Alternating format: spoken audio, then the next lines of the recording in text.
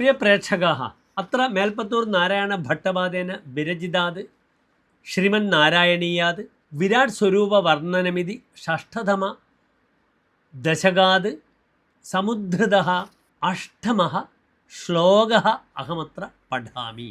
ശ്രോണിസ്ഥലം മൃഗഗണാഃ പദയോർനഖാസ്തേ ഹസ്ത്യുഷ്ഠസൈന്ധവമുഖാഃ ഗമനന്തു കാലഃ വിപ്രാതിവർണഭവനം വദനാബ്ജബാഹുചാരൂരുയുഗ്മചരണം കരുണാംബുദേ തേ. അധ ശ്ലോകസ്യ പദച്ഛേദഃ.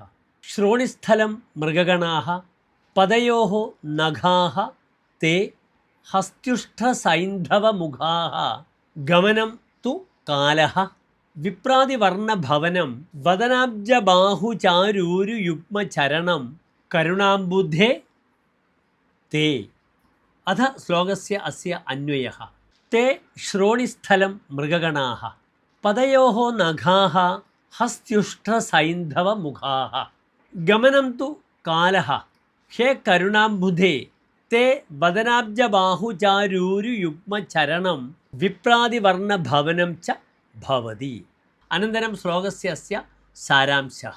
ഭോ ഭഗവൻ മൃഗഗണാഃ ഭവതഃ ജഗനസ്യ പൃഷ്ഠഭാഗം ഭവന്തി. ഗജോഷ്ട്ര അശ്വാഃ ഭവതഃ പാദനഖാഃ കാലശക്തിഃ സഞ്ചാരം ച.